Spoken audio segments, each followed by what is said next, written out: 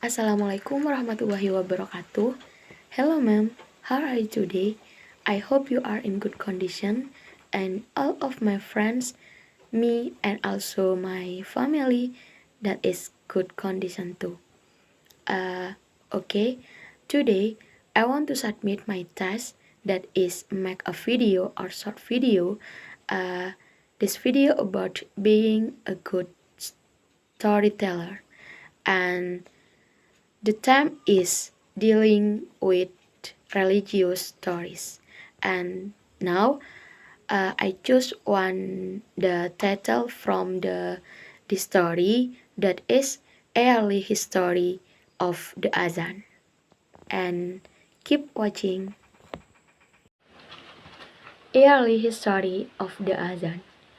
Prophet Muhammad wanted to find a way to tell prayer times, but he could not find one, said a friend Abdullah bin Sa'id. In the early day of Medina, Muslims gathered in the mosque to wait for the prayer times. But when the time for prayer had come, no one told him. They just pray immediately without any previous marker. Uh, it is as if you know and know. And however, along with the development of Islam, many friends who live far from the mosque, uh, others have increased busyness that make them unable to wait for prayer time at the mosque. For this reason, some of the companions suggest to the Prophet Muhammad to make a prayer signal. So, those who are far from the mosque or who live busy schedule uh, can continue to pray properly. And after that, the companion of the Prophet had various suggestions as a signal of the entry of prayer times. There are those who propose to use the bell like the Christian. Some suggest using the trumpet like a Jews, and there is also a recommendation to light the fire in a high place so that Muslims whose houses are far from the mosque can see it. And after that, all of the proposals were rejected when the condition of the Muslim did and like that.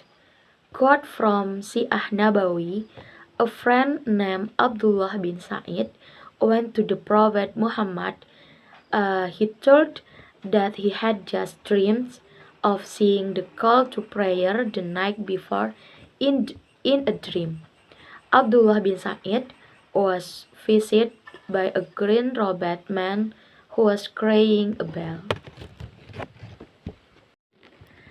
At the first time, Abdullah bin Sa'id intended to buy the bell that the green-robed man broke to call people to prayer. But the person suggests to Abdullah bin Sa'id to say series of sentences as a marker of prayer times has come. The series of azan sentence in question are Allahu Akbar, Asyhadu an la ilaha illallah, Asyhadu anna Muhammad Rasulullah, Hayya ala sholah, Hayya ala sholah, Hayya alal falah, Hayya alal falah, La ilaha illallah. And then Prophet Muhammad then asked Abdullah to teach Bilal bin Rabah how to recite the sentence.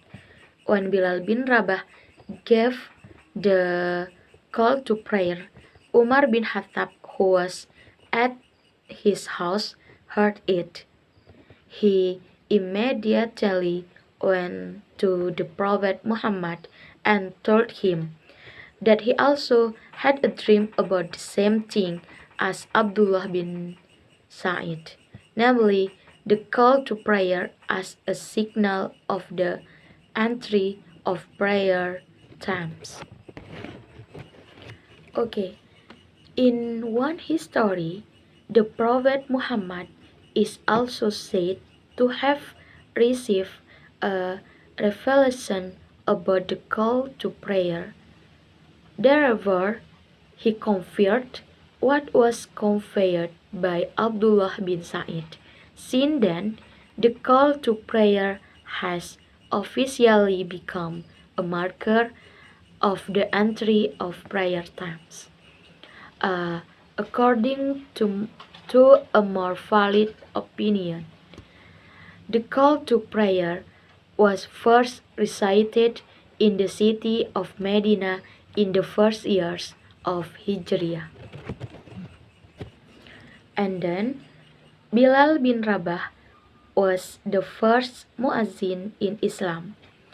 There are at least four reasons why Bilal was chosen by the Prophet as muazzin, namely his loud and melodious voice, living the sentence of the call prayer, high discipline, and the courage. Bilal continued to call to prayer. When the Prophet Muhammad died, he was no longer willing to be a muazzin. And after that, and the reason his tears will surely flow when he reaches the sentence Ashhadu anna Muhammadar Rasulullah, so that he is unable to continue the call to prayer. But when Caliph Umar bin Khattab arrived in Jerusalem, Bilal was asked to call the prayer once again. He agreed to the request. Okay, and the last is, according to Sheikh Abdullah As-Sarkawi, the Prophet Muhammad once uttered the call to prayer, namely when he was on a journey. When it came to the second creed, the Prophet Muhammad proclaimed, Ashhadu anna Muhammad Rasulullah.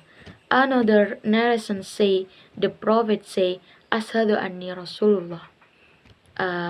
Okay, this is a story telling about the early history of the ADZAN. Okay, everybody, this is my storytelling about ADZAN, or we know that about early history of the ADZAN. I think enough for me. If there any wrong that I say, I'm so sorry, because in here I'm still learn to be a good speaker. And the last I say, thank you very much for your attention. Wassalamualaikum warahmatullahi wabarakatuh.